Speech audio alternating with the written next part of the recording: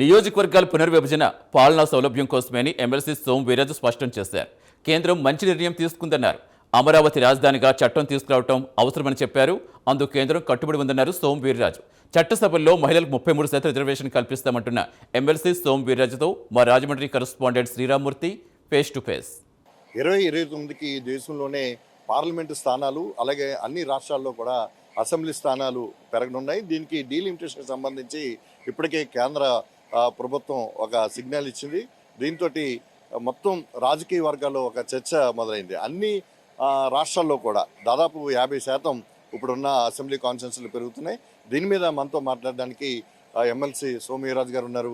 చెప్పండి, ఏ విధంగా చూడాలి దేశవ్యాప్తంగా పార్లమెంట్ స్థానాలు పెరగడం, అలాగే రాష్ట్రాల్లో ఉన్న అసెంబ్లీ స్థానాలు పెరగడం, దీన్ని ఎట్లా చూడాలి? ఇది చాలా ప్రజలకి ప్రయోజనాన్ని ఇచ్చేటువంటి ఆలోచన. చిన్నప్పుడు అసెంబ్లీకి 1,00,000 మంది ఉండే పరిస్థితి నుంచి ఈవేళ 2 లక్షల పైచిలుకు ఓటర్స్ వచ్చినటువంటి పరిస్థితి. ఇలాంటి సందర్భంలో ఒక ప్రజాప్రతినిధి పనిచేయడం అనేది పూర్వం కంటే చాలా ఒత్తిడికి లోనయ్యేటువంటి పరిస్థితి. ఒక కాన్స్టిట్యున్సీలో ప్రజాప్రతినిధి క్రమంగా పనిచేయడానికి అనేక అంశాలు ఉంటాయి. ఒక 25 అంశాలు వాళ్ళు ప్రతిరోజు ప్రజలకు వచ్చి పని చేయడంతో పాటు ఈ 25 అంశాలని వాళ్ళు పరిశీలన చేయాలి. స్కూల్స్ దగ్గర నుంచి హాస్పిటల్ దగ్గర నుంచి, హాస్పిటల్లో అనేక విభాగాలు ఏర్పడినాయి ఈ మధ్యకాలంలో. అన్ని విభాగాలని, విద్యలో అన్ని విభాగాలని, అలానే అగ్రికల్చర్కి సంబంధించి, అలానే రూరల్ డెవలప్మెంట్కి సంబంధించి ఈ విభాగాలన్నింటినీ కూడా క్షుణ్ణంగా అధ్యయనం చేయడానికి ప్రజాప్రతినిధులకి సమయం చాలనటువంటి పరిస్థితి. నేను చెప్పిన 25 అంశాల మీద కూడా ప్రజాప్రతినిధికి కానీ క్షుణ్ణమైనటువంటి అవగాహన వచ్చినట్లయితే ఇంకా కూడా సక్రమంగా పనిచేయడానికి అవకాశం ఉంటుంది. ఈరోజు ఈ యొక్క కాన్స్టిట్యున్సీస్ యొక్క విభజన మూలంగా వీటిలన్నింటిలో కూడా పాల్గొని ఈ మధ్యకాలంలో మన విద్యామంత్రి గారు వెళ్ళి భోంచేయండి, భోంచేసినప్పుడు లెటర్స్ చూడండి, భోంచేసినప్పుడు మంచినీటిని తాగి చూడండి, భోంచేసినప్పుడు మెనూ చూడండి. ఇలా 10 అంశాలు చెప్పారు. అంటే ఒక భోజనంలో 10 అంశాలు ఉన్నాయి. అలాంటిది ప్రతి దానిలోనూ ఆయుష్మాన్ ఆరోగ్య మందిర్లు ఈవేళ 10,000 ఉన్నాయి రాష్ట్రంలో. ఎంఎస్సి నర్సింగ్ చదివినటువంటి డాక్టరు, ఎంఎస్సి నర్సింగ్ చదివినటువంటి డాక్టరు, అలానే 4 ఆశా వర్కర్లు, అలానే 2 ఏఎన్ఎంలు. అంటే ఒక గ్రామంలో ఇంత ఇన్ఫ్రాస్ట్రక్చర్ ఉంది, ఇన్ని మందులు ఉన్నాయి, ఇన్ని టెస్టులు ఉన్నాయి. ఇవి ప్రజాప్రతినిధులకు పూర్తిగా తెలియనటువంటి అంశం. దీంట్లో ఈవేళ 70 మంది, 60 మంది, 50 మంది పేషెంట్లు చూసే పరిస్థితి. ఇలాంటి దానికి ఎప్పుడు మనం ప్రజాప్రతినిధి వెళ్తున్నారు?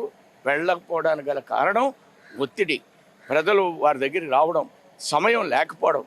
వీటిలన్నిటి మీద అవగాహన కలిగినప్పుడు తక్కువ 1,00,000 ఓట్లకి 1,25,000 ఓట్లకి కానీ వచ్చినప్పుడు వీటిని అన్నింటినీ కూడా వారు గమనించి ఇంకా మంచి పరిపాలకులుగా తయారవడానికి అవకాశం ఉంటుంది. ఇది చాలా మంచి ప్రయోగం. ఈ విధంగా మనకు 266 అసెంబ్లీలు రావడం, ఈవేళ 175 నుంచి మరొక 90 అసెంబ్లీలు పెరగడం, దీంట్లో మహిళలకు రిజర్వేషన్స్ రావడం, ఇవన్నీ కూడా ప్రజాస్వామ్యంలో ప్రభుత్వం ప్రజల గురించి ఆలోచించి ఒక ముందడుగు వేసిందని నేను భావిస్తున్నాను. అంటే ఇంతకు ముందు అయితే మహిళలకి 33% రిజర్వేషన్ పెట్టినప్పుడు, బిల్లు పెట్టినప్పుడు కొంతమంది ఈ ఎమ్మెల్యేలు అంటే పురుష ఎమ్మెల్యేలు తమ సీట్లు కోల్పోతాయేమో, మహిళలు ఎక్కువ వస్తారేమో అని పడ్డారు. ఇప్పుడు కొత్తగా సీట్లు పెరగడం వల్ల మహిళలకే కేటాయింపు కొత్తగా వచ్చే అవకాశం ఉంది. పాత రాజకీయ వారసుల్ని కొనసాగించుకునే అవకాశం ఉంది. దీని మీద ఏమన్నా? ఇది మహిళల యొక్క హక్కు. 33% అనేది మహిళలకి మనం ప్రభుత్వ పరంగా ఇచ్చినటువంటి ఆలోచన. ఆ మహిళలకి 33% ఇవ్వడం మూలంగా మహిళ ఇంకా చురుగ్గా, ఈవేళ అసెంబ్లీలో ఒక 25 మంది మహిళలు ఉన్నారు. వాళ్ళ యాక్టివిటీ మనం గమనించినట్లయితే తప్పకుండా మనకి ఇందులో ఒక 50 మంది మహిళలు ఉంటే ఇంకా సభ రంజింపబడుతుంది, ఇంకా బాగా పనిచేయగలుగుతారు. వాళ్ళు కూడా చాలా చక్కగా పనిచేస్తున్నారు. నేను కౌన్సిల్లో చూశాను, 10 మంది మహిళలు ఉన్నారు. అలానే ఉభయ సభలు, ఎమ్మెల్సీ, వైసీపీ, బీజేపీ కలిపి 10 మంది ఎమ్మెల్సీలు ఉన్నారు. మహిళలు చక్కగా మాట్లాడుతున్నారు. పెరుగుతారు ఆటోమేటిక్గా. అసెంబ్లీ సంఖ్య పెరిగినప్పుడు ఎమ్మెల్సీల సంఖ్య కూడా పెరుగుతారు.